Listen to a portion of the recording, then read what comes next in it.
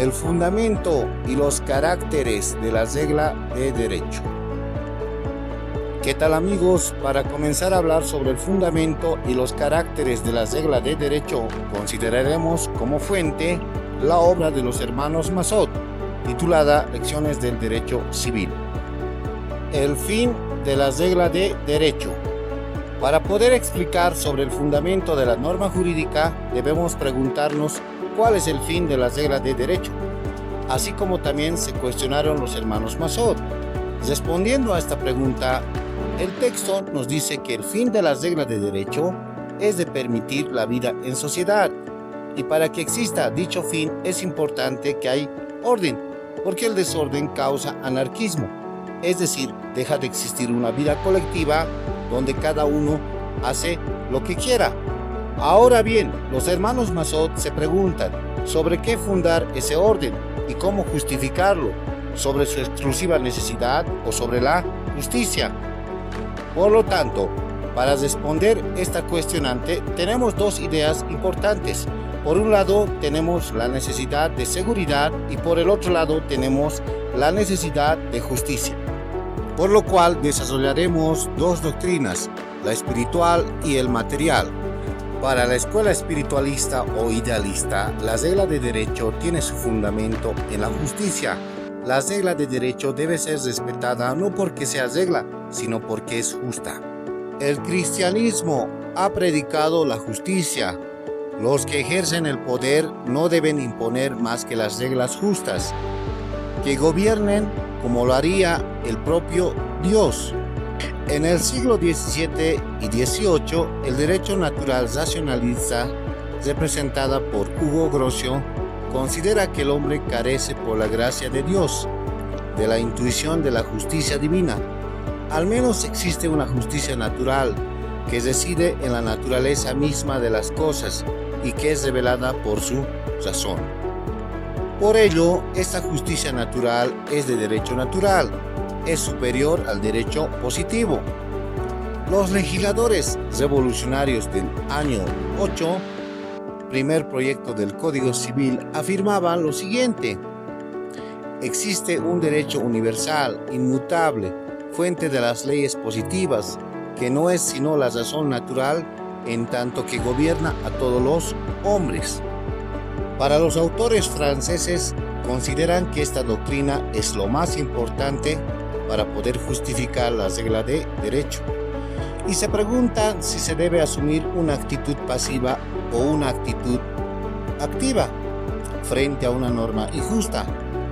En consecuencia, plantean lo siguiente: si la regla de derecho es injusta, puede contrañir materialmente, pero no puede contrañir en conciencia. En ese sentido, el texto nos habla de dos posiciones que se puede tomar: la sumisión o la resistencia. La primera se designa a la sumisión frente a la ley injusta. Por ejemplo, Platón en las leyes dice que Sócrates pudo rehuir de la muerte, sin embargo, acepta la condena por respeto a la ley, siendo aún injusta. La segunda hace referencia que la resistencia a la ley injusta es legítima. Por ello, los autores citan como ejemplo a la Revolución Francesa de 1789, que no temieron afirmarlo en el artículo 2 de la Declaración Universal del Hombre y del Ciudadano. Por lo cual, la rebelión es entonces el más sagrado de los derechos, el más eludible de los deberes. Para la escuela materialista o positiva, no interesa averiguar si la regla es justa o injusta. El hombre necesita seguridad y toda regla se la proporciona. No es la justicia la que crea el derecho, sino la fuerza. Esa doctrina pretende atenerse a los hechos materiales. Ahora bien, en el orden de los hechos materiales se encuentran los gobernantes y los gobernados. Los primeros hacen respetar cierto número de reglas, los segundos son constreñidos a respetar. Lo único que cuenta es esa existencia, el derecho positivo. Esta doctrina se pregunta: ¿la traducción de un derecho ideal que sería justo? Haciendo alusión a la doctrina espiritualista, y responde que de ninguna manera. La prueba de esta en que evoluciona sin cesar. No es sino un producto de la época y del medio. Varían con los tiempos y los países. Resulta exacto como lo ha destacado esa fracción de la escuela materialista, que es la escuela histórica, que el ideal de justicia que concebimos se encuentra sometida a la evolución. Aquello que parecía injusto antaño puede considerarse justo hoy.